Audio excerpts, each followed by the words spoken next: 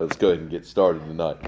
Gracious Heavenly Father, we give thanks for this day. We give thanks for the beauty of the fall season. We especially give thanks for all the wonders of your creation. And, dear God, we do especially pray that you would encourage us as we come to your word tonight, and especially as we continue to learn about these false religions. Pray, to God, that you would help us to understand why people think the way they do and why they operate in the world that they do, that we might better teach them the things of the Lord. And in Jesus' name we pray. Amen. Well, this week we are going to be talking about atheism. Now, atheism, as it's usually defined, means what? Right. Don't believe in God, right? So it's kind of weird in a series on false religions to start talking about a non-religion. But as you'll see as we get into this, it's just as much a religion as any of the other ones we have covered. To start us off, you might imagine what psalm I'm getting ready to read. I'm going to be reading Psalm 14 to get us started. The fool has said in his heart, there is no God. They are corrupt, they have done abominable works, there is none who does good. The Lord looks down from heaven upon the children of men to see if there are any who understand, who seek God. They have all turned aside, they have altogether become corrupt. There is none who does good, no, not one. Have all the workers of iniquity no knowledge, who eat up my people as they eat bread, and do not call on the Lord. There they are to great fear, in great fear, for God is with the generation of the righteous. You shame the counsel of the poor, but the Lord is his refuge. Oh, that the salvation of Israel would come out of Zion, when the Lord brings back the captivity of his people. Let Jacob rejoice and Israel be glad. Now, Psalm 14, again, is a good place for us to start to talk about atheism, because as the first verse says, the fool has said in his heart, there is no God. Now, when you think of fools, what do you think of? Idiots. Somebody who thinks they know more than they do. If somebody thinks they know more than they do, what are the kind of other characteristics of fools? They don't care what they do. They don't really care about the consequences of what they do, right? They don't think about the consequences, right? The consequences are kind of, secondary to the primary thing that's before them. What other things do you think about when you think about fools? Easily swayed. Easily manipulated, easily swayed, easily led. The kind of people who call, what was that lady's name? The Jamaican lady who had the 1-800 number, who would tell, Miss Cleo, that's her name. Yeah, get out my cane and talk about Miss Cleo. But you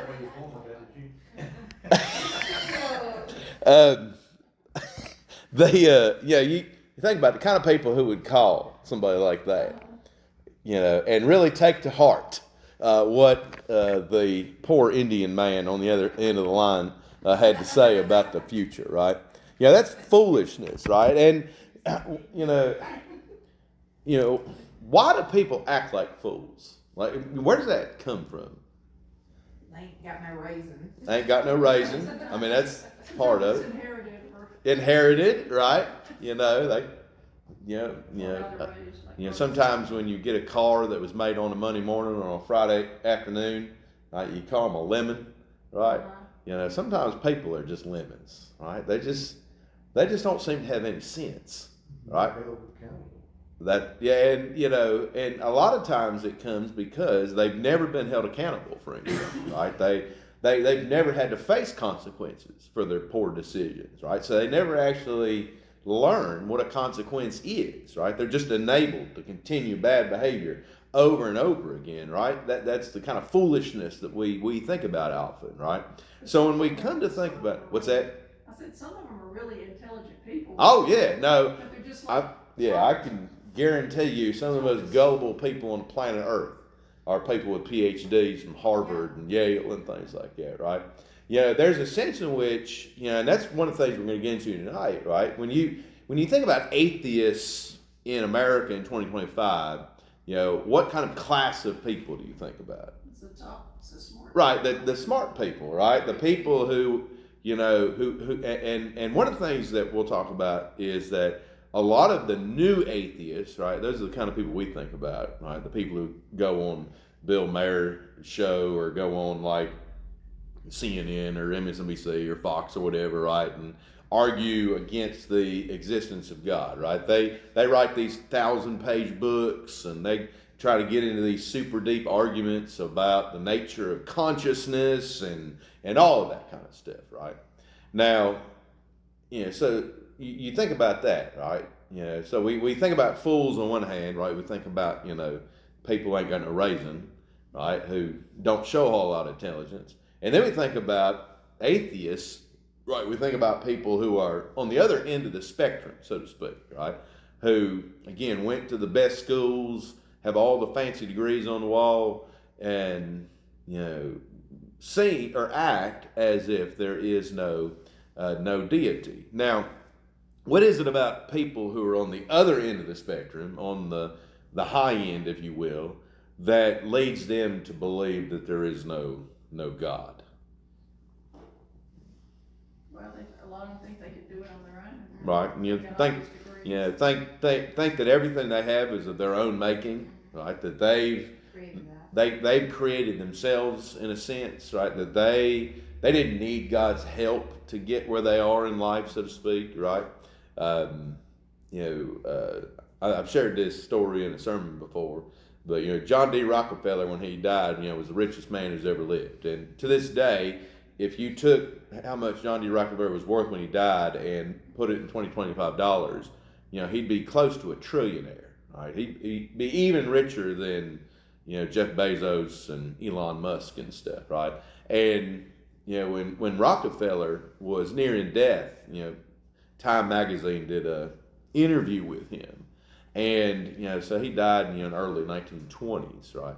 And they're kind of asking him about, why he didn't go to church, why he's not religious and all that kind of stuff, right? And he basically said that he didn't need to be. That religion was for people who couldn't cope with their lives, right? Religion was for people who couldn't make sense of their lives, right? So in his mind, to be religious was to be a fool. Right, was to be ignorant, was to blame others for your own mistakes. Right? That was his sense of religion. Now he prophesied that in due time, once technology got to a certain point, once wealth got to a certain point, that religion would die out because we wouldn't need it anymore. Right? Because when you get to that point, you don't need the crutch, so to speak, of religion. Now, that was 100 years ago.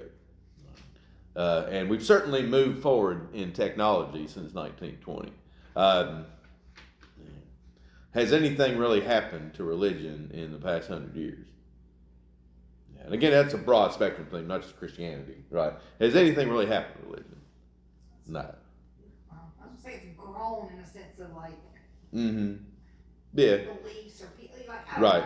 Yeah, I know what you mean. Yeah, I mean, it has grown in a sense, right? It certainly hadn't gone away, right?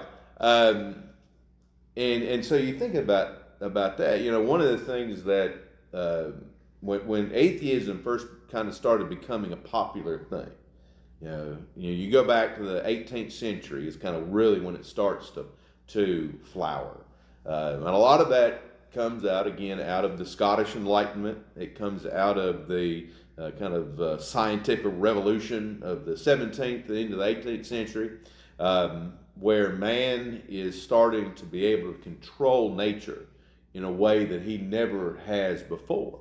And so man starts, getting in this mindset that they don't need God anymore, right? They don't need the supernatural anymore, right? They can function perfectly in a world without any of this, again, kind of lower order belief is what they would call it, right? And one of the things that happens as these things are moving forward is that the church obviously responds to this new enlightenment, right? To this new idea. And of course, the name of their movement gives it away, right? Does enlightenment sound like a bad thing? No, right? How would you define enlightenment? Understanding something more, right? The motto of the Reformation was post tenebrex lux in Latin, which means after darkness light, right? So the Reformation was only based on the idea, right, that we were in darkness under Roman Catholicism, and with Martin Luther and John Calvin and all those guys, we saw the light, right? We saw the gospel for what it was. And the Scottish Enlightenment was somewhat similar, right? The philosophers that were coming out of Scotland in the 19th century, or in the 18th century, they saw themselves as kind of creating a new reformation in the way that people were able to see the world. Now, it's kind of interesting this comes out of Scotland, right? Because if you think of Scotland in the 18th century, what would you think about? Presbyterians and the ARP, Ebenezer Erskine, all those guys, right? All that's taking place in the 18th century, right? There's seemingly a huge evangelical movement in the 18th century in Scotland. But one of the things that starts happening is that there's a number of inventions that come out of 18th century Scotland. And the most important one, bar none, is the steam engine. And what is it about the steam engine that changes everything? Mechanical power. Mechanical power, right? Because before, you had small scale industrial places like in Massachusetts, for example, all the mills, where would they have been? On the rivers, right? Because you could harness the power of running water to turn, the mills and all that stuff, right? The most famous picture that exists of West Virginia is of a grist mill. It used to be on every cigarette machine I ever saw in the world. I don't know why, but everywhere I went, as I traveled in the Marines, when they still had cigarette machines, they don't have them things anymore. But every single one of them had the grist mill in Babcock State Park on. I don't know why, but it did. But so you had the harnessing of water power. Steam engine allowed you to not just move your factory away from the water, but it quadrupled overnight the amount of power. And as the steam engine grows in technology, it gets to the point where you can have a Luray mill, right? You can have thousands of people working in a factory. And so that one invention is kind of the thing that starts what we call the Industrial Revolution, right? Which really changes everything in the West, right?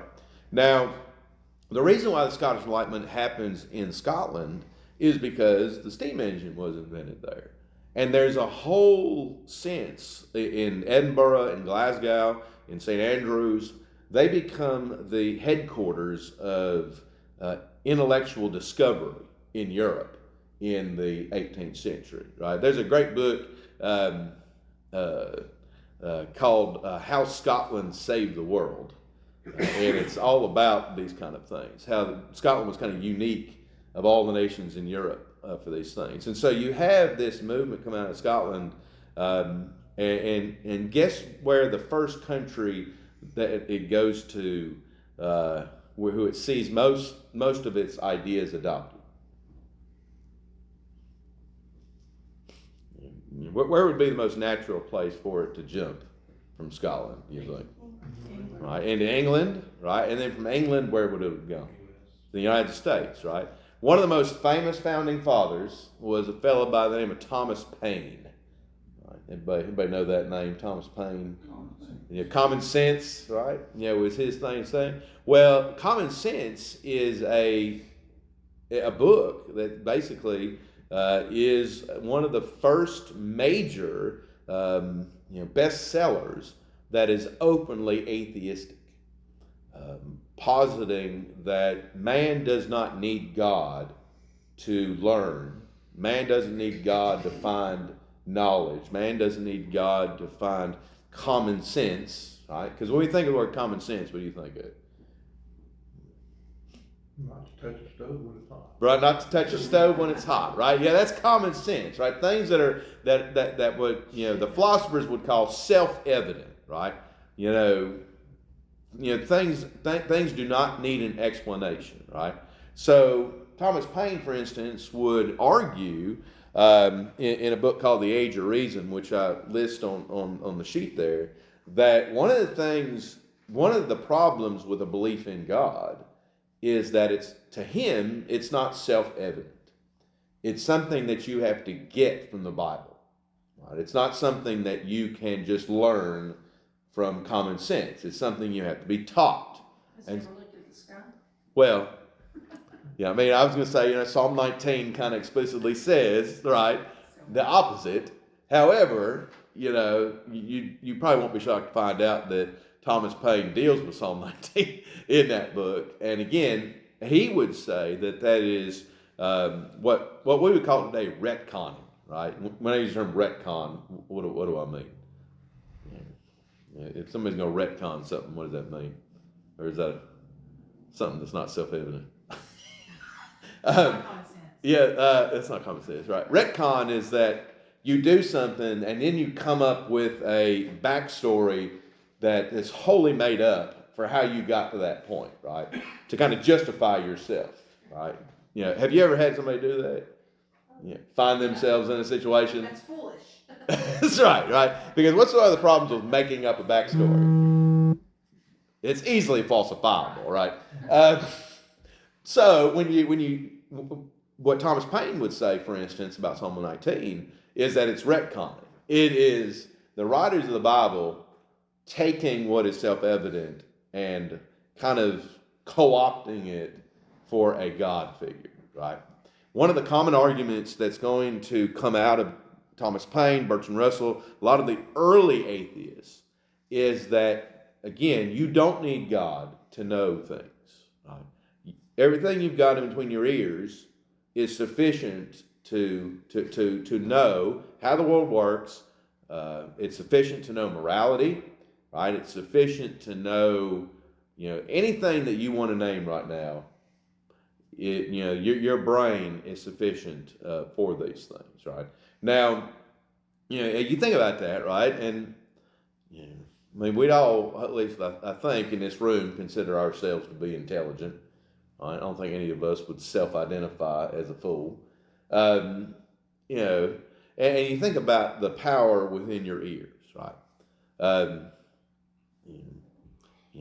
Did you need God to learn how to tie your shoes?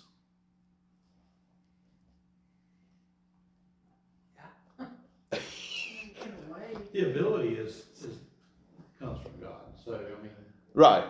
Yeah. the ability to learn, Sure. Right. We would believe, right, that God made the brain, basically, right? It's a skill that you can learn. Right. Yeah. So the atheist would say that you are basically coming up with a backstory that is unprovable, they would say, right? That the real knowledge that you have is from experience and from learning from other people's experience, right? So that becomes the basis of knowledge in an atheistic world, is experience, right? Now, again, this starts kind of harmless, if you want to think of it that way. But you see how basing everything on experience leads in bad directions, right? Because, I mean, generally speaking, if you ran into somebody today, right, and you got all philosophical with them, what would be their understanding of their basis for knowledge? It would be, my mom taught me this, my dad taught me this, right? Or, I touched a hot stove and realized I shouldn't, right? It's based all on observable learning, right? And again, there's a reason why atheism comes out of again, the rise of what today we would call the scientific method, right? Everybody remember Francis Bacon? You ever hear that name before? Francis Bacon is one of the guys that kind of invents, so to speak. You can't really invent the scientific method, but and so you see these things starting to come up, right? And so again, the church tries to respond to these kind of things, right? So, what would be the natural way you would think that the church should respond to somebody who says that I don't need God to know things, I can observe the world and find out everything I need to know? How do you think that world got there? That's what I was. Right. Yeah. I mean, that's a good response. What other responses would you have to that kind of statement? How's this gonna get you into eternity, or is it an eternity? Right. Well, of course, they would say that Kind of knowledge gonna get there's no proof for eternity, right? How do you know there's anything after you die? Yeah. Do you have experience with that personally? Yeah. Right. I mean, that would be the atheist response to that, right? You haven't experienced it. Where did you learn about eternity? You're in the Bible, right? So again, you're taking somebody else's word for it, right? What about creation? I guess they believe in the Big Bang Theory. Well, yeah, I mean, So like Pastor Morris said, if a tornado came through my backyard, it might leave a dictionary out there that it made or something. right, yeah. I mean, it's, so again, that the arguments are usually, when I've actually talked to atheists who try to argue, one of the things they'll accuse you of is circular reasoning, right? And everybody know what circular reasoning is.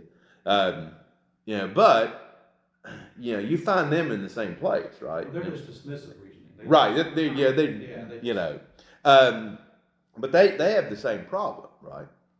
Because, let's say the Big Bang Theory is a thing, right? And it's not really a thing anymore. They don't really teach that in school anymore. They have different ideas because of theory of relativity and things like that. They don't really posit like one central thing, right? The movie Interstellar? I don't recommend watching the movie, not because it's like gratuitous or anything. It's just makes your brain hurt. And I don't watch movies to make myself think. I watch movies so I don't have to think for like 2 hours. But like the movie Interstellar is all about the theory of relativity, basically, right? And it's the idea that there's multiple dimensions, right? That reality is more than kind of square, right? And all that kind of stuff, right? So now they argue that what we are experiencing is merely a construct of the universe. That none of this is real. It's all again just kind of the atomic particles kind of ramming into each other, and so everything is. Where those particles come from? Well, again, I mean that's that's again they would accuse us of circular arguments, but ultimately you have to come to some point where something happened, right? Right. Now, there's several arguments, of course, that have come up against atheism throughout the years, right? One is the cosmological argument, right? And that's what you're getting to, right? The cosmological argument is that everything that exists has a cause, right? I know your parents told you this when you were a kid, but were any of you actually born in a Cabbage Patch? No, right? I don't want to call your parents liars or anything, But, right, you had a cause, right? Somebody caused you to be here, right? Right. And so, and so when you think about that, right, you have a cause, right? Somebody caused you to be here, right? Now, the cosmological argument is that there has to be a first cause. And now, what would we call the first cause? God, right? Now, that doesn't really argue for the God of the Bible, does it? Right? Because any of the false religions we've talked about They all have a start. They all have a start, right? They all have a God who created the world, right? So it's not really, again, a Christian argument, but, it is an argument. Another argument that's commonly used against atheism is what's called the teleological argument, which is argument from design, right? So basically, to go back to the Big Bang for a second, right? Obviously, one of the things that's tied into the Big Bang is things like evolution, for example, right? Evolution has a very dark past. I've read through Charles Darwin's Origin of the Species, both in college and in seminary, and there's a straight line from Charles Darwin to the Holocaust, right?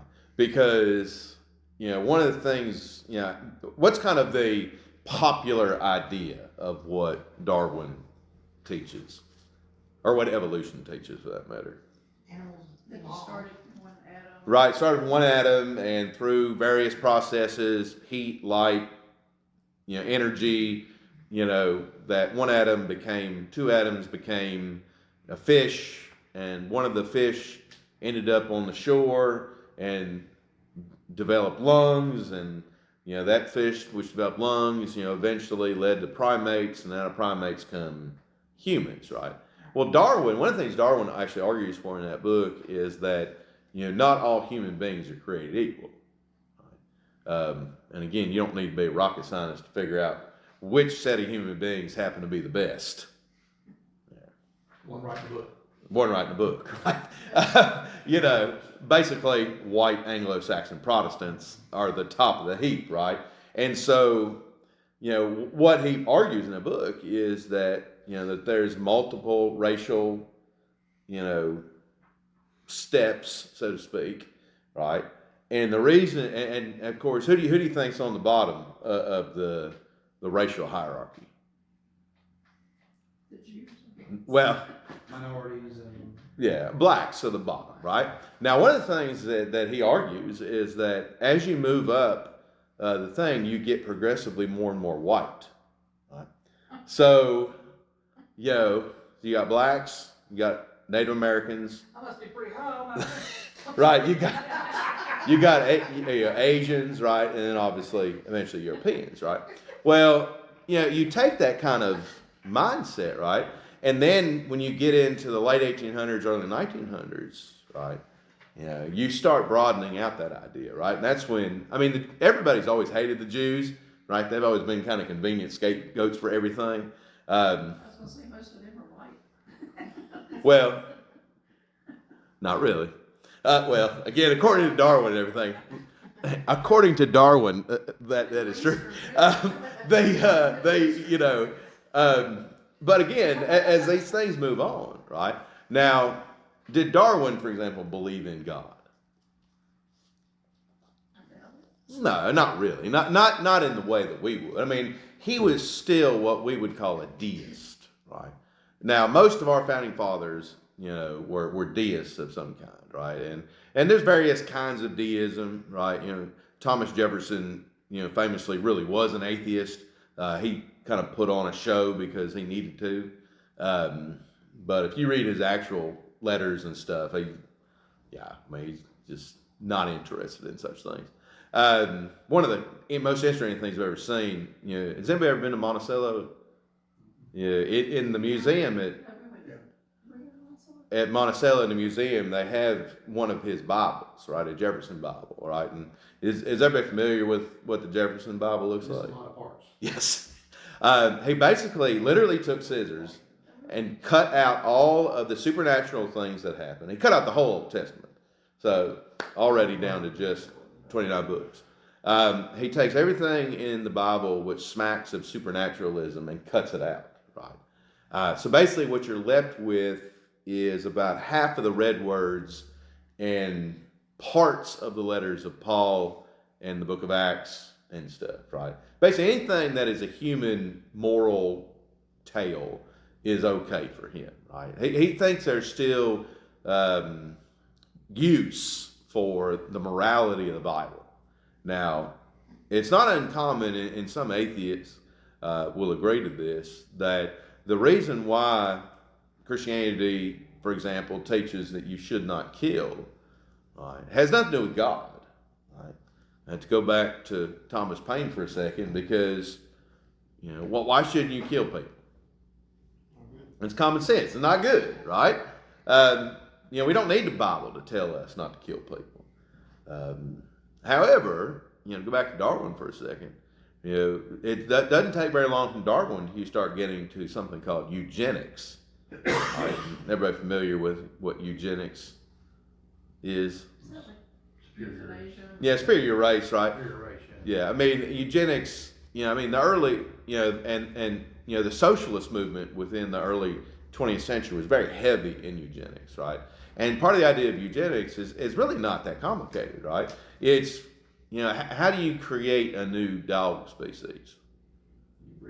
You breed the right characteristics, right? So if you want to get rid of all minorities, what's the best way to do that? Quit letting them breed, right? So there's like massive sterilization programs in the United States in the early 1920s and into the 1930s. And of course, who's the primary focus of sterilization campaigns? Blacks, right? Not just blacks, but people with mental retardation, are kind of locked up in buildings so that they can't reproduce. So, because again, at this point in time, they don't know as much about gene theory as we do now, but everybody's been involved with agriculture for thousands of years, right? If you want a dog with a longer nose, well, what do? You breed long-nosed dogs until you get the right shape you want, right? If you want a dog with a cool curly coat, right? What do? Right? The whole history of dog breeding is fascinating to me because it's only been in the last 150 years where there's been a proliferation in dog breeds. And there's a lot of association with Charles Darwin and the eugenics movement and American Kennel Club and things like that. It's not quite as nefarious in American Kennel Club and things like that, but the same processes, right? The same ideas are coming, right? Now, the reason why this is important when we talk about atheism is that, when you start seeing the rise of atheism, right? Not only do you see this rise in superiority of race and culture and ethnicity and things of that nature, right? Because, what's one of the things the Bible teaches about humanity? We're all created equal, right? All human beings are made in God's image, right? Doesn't matter where you are from. Does it matter, if you are, have a 170 IQ or a 40 IQ? No. Right? One of the grossest things that's happened in the last 10 years is in the nation of Iceland. Right? Iceland's kind of an interesting place. And one of the things their government came out and made a big deal about is that they had rid the island of Down syndrome. Right? They made this huge deal about it, right? Because of course, if you don't believe in the value of human life, is there anything wrong with getting rid of undesirables?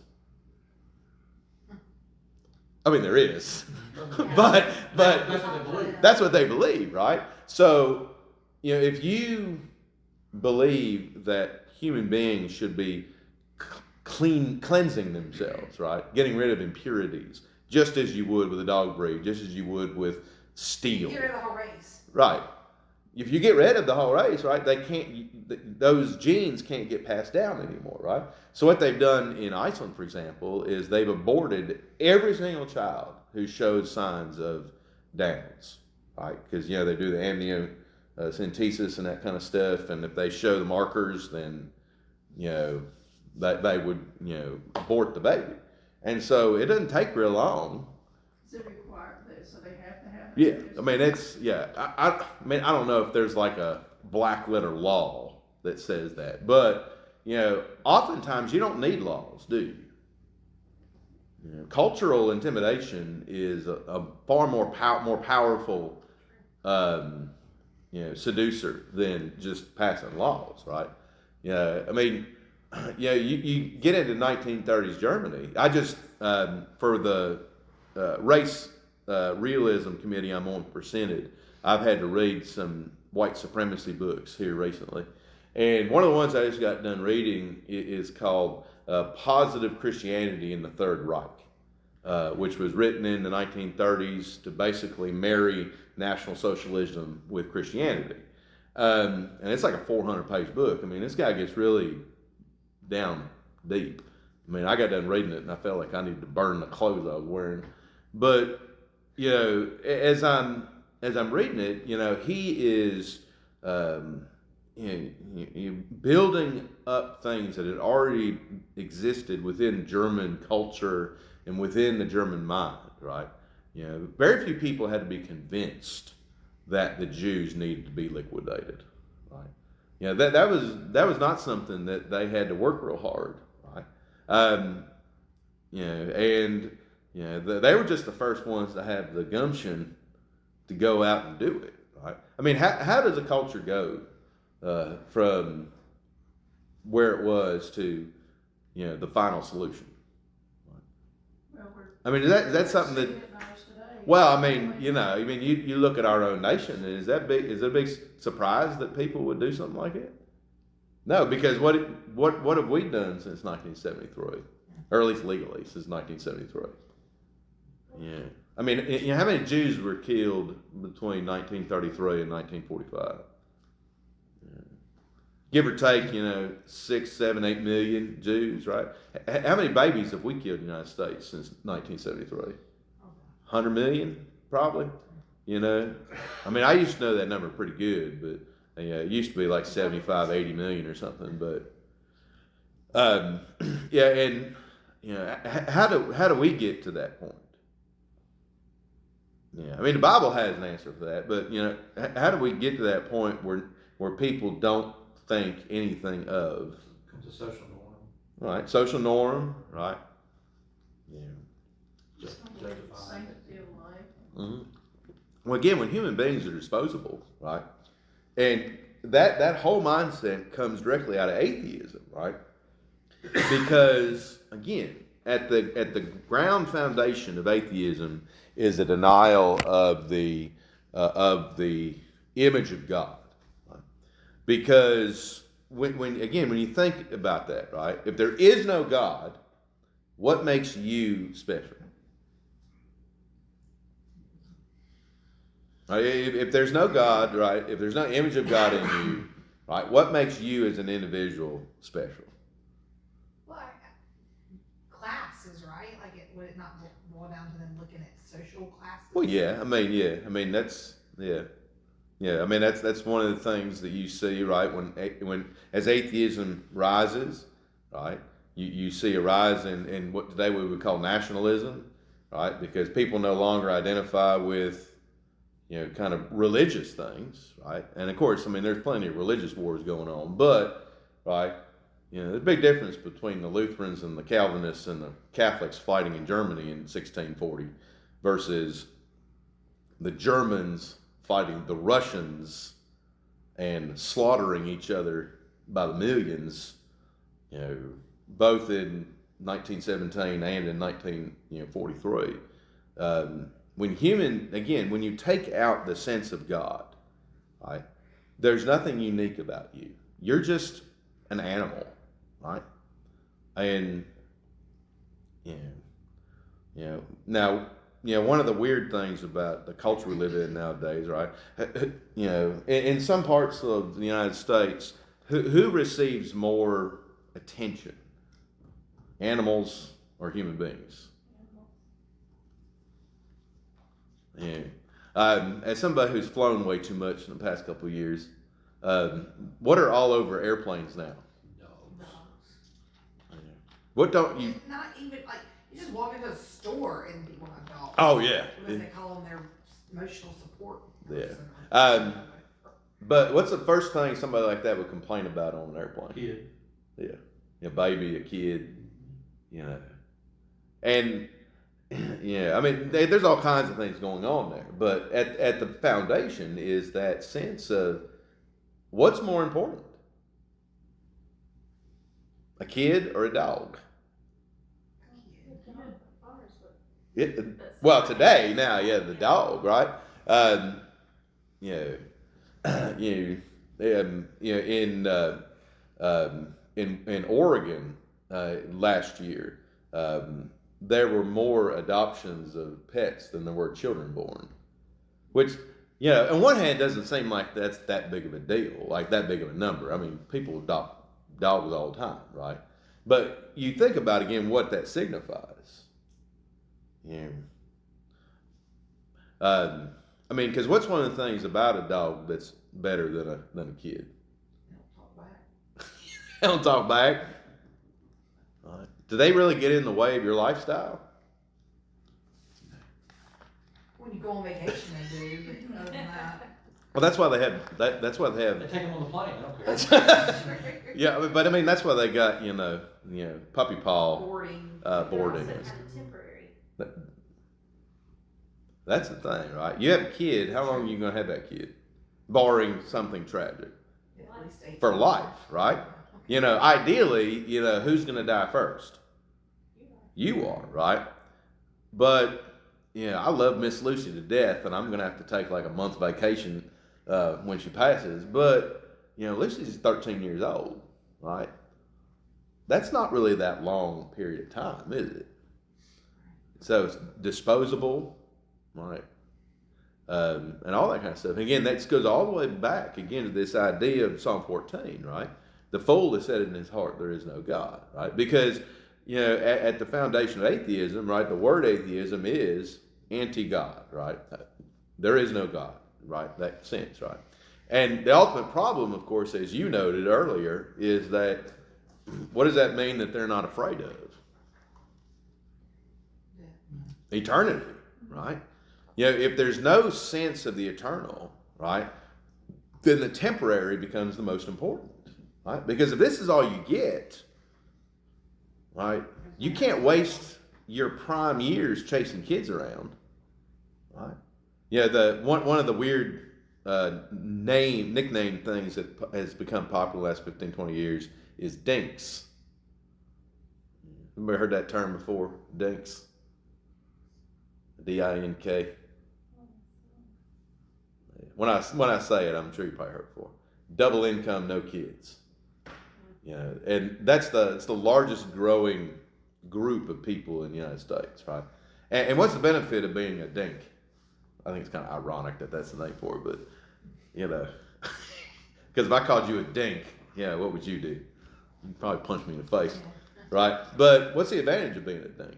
No responsibilities when it comes to the family. No responsibilities, right? Everything's vacation. Everything is Monetary benefits. Everything is temporary, right?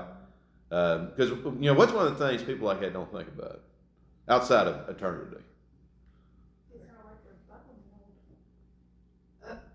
Exactly, right? I mean, you think about, that's one of the things that scares me most about the future, to be honest with you, is that, we're already, the pyramid's already inverted, right? There's already more old people than young people, even in the United States. In some countries, like Japan and Korea, it's way bigger, right? So what's going to happen when it's like 2-to-1, 65 plus versus 25 and younger? Like, Society's going to collapse, and how big they'll pay the bills. Well, they have a solution in Canada for it. They kill off old people too. It's called MAID, right? Mutual assistance in dying, right? So you start killing everybody off. Now, this is for our more mature saints, but there was a certain movie that came out in the 1970s that talked about this, right? Logan's Run. Yeah. Have y'all ever seen Logan's Run or know what Logan's Run is?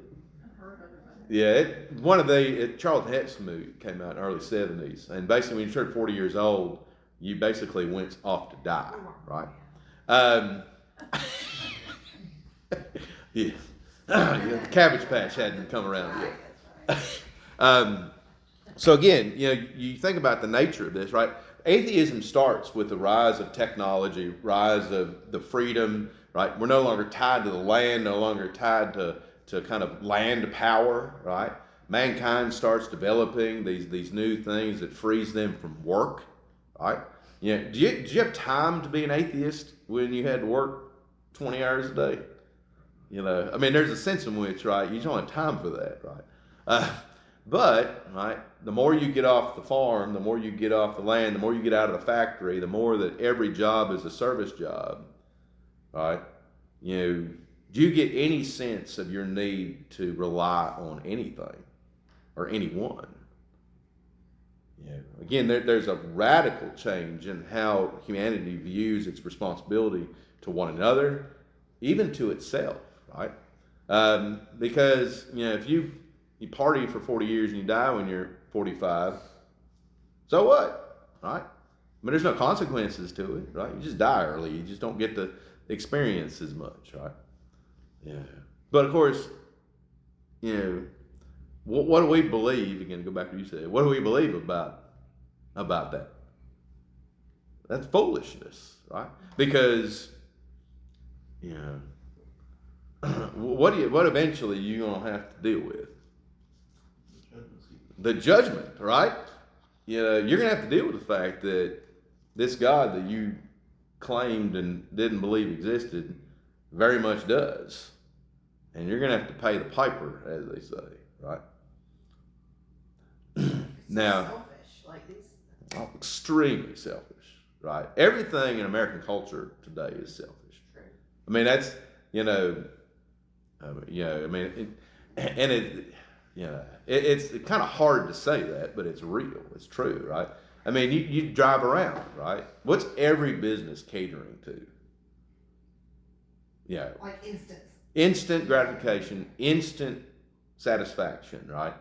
And you even see it, and again, not to sound like a Mennonite or Amish or anything, but I mean, you see it in our homes, right? I mean, how much stuff do we have that we don't need? I mean, don't need, not in the kind of generic sense of it, but in the literal sense to exist on Earth and survive to be 100 years old. Like, Probably 90%. right? Like people talk about, well, I don't have as much spending power as my parents did, right? That's a big thing nowadays. Well, you think about, well, why is that? Right? I mean, one's technology, right? What did you not have to pay for in 1980? A cell phone, internet, a TV, right? All the apps and all the apps. and things. Yeah. We've already crossed the point where we're paying more for streaming than we were when we had cable. We've already hit that point.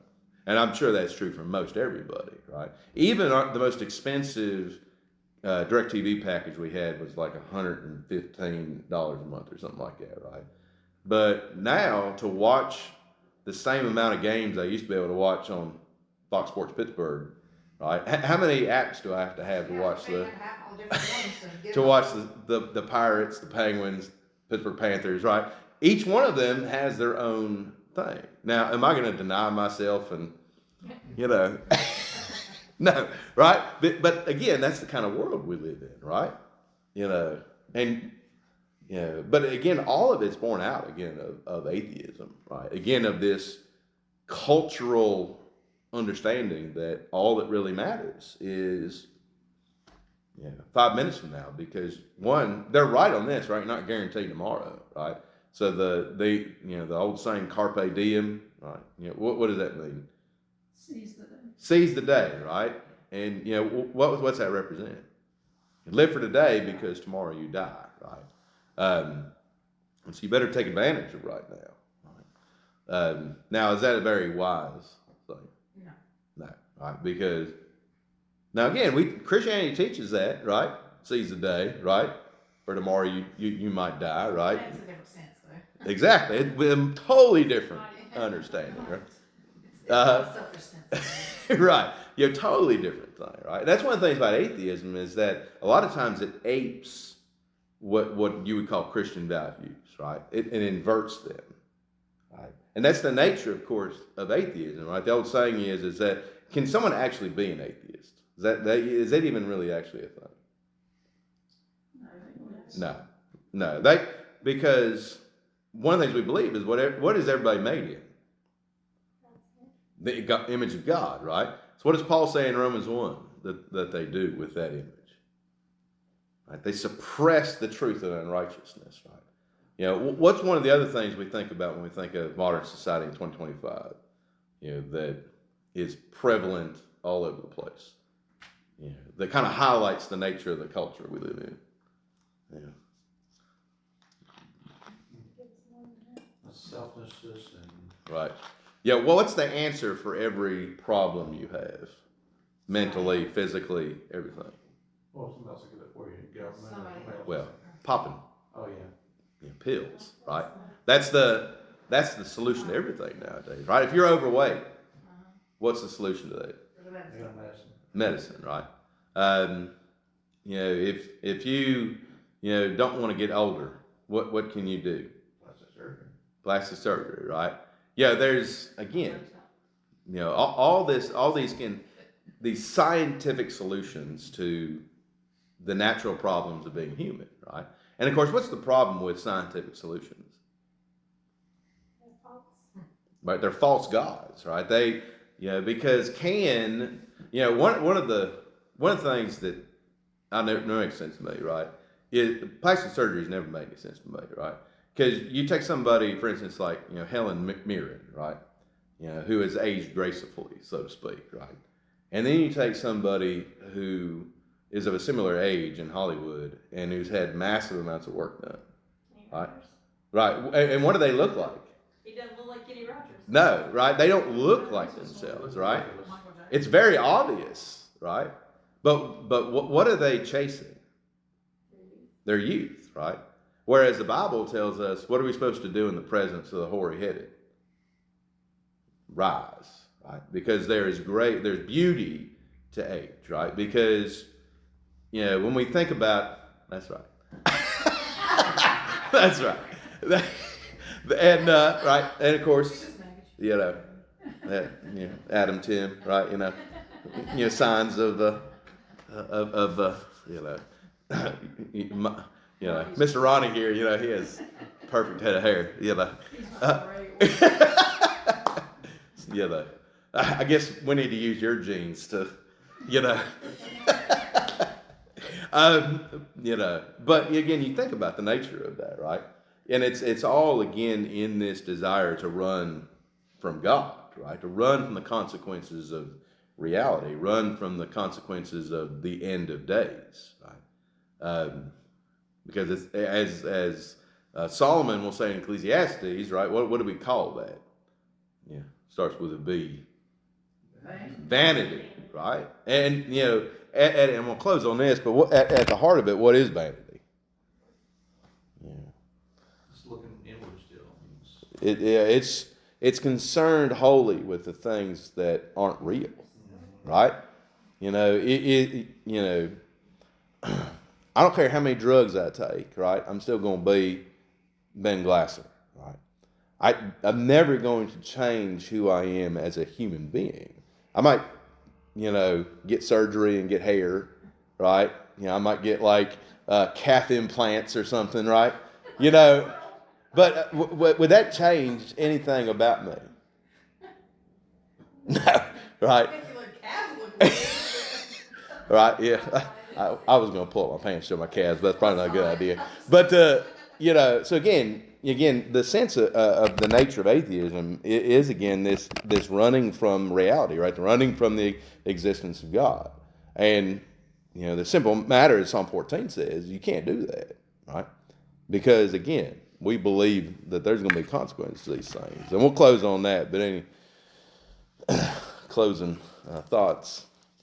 I was just going to say, when you're talking about evolution, that was one of my standards for fourth grade in North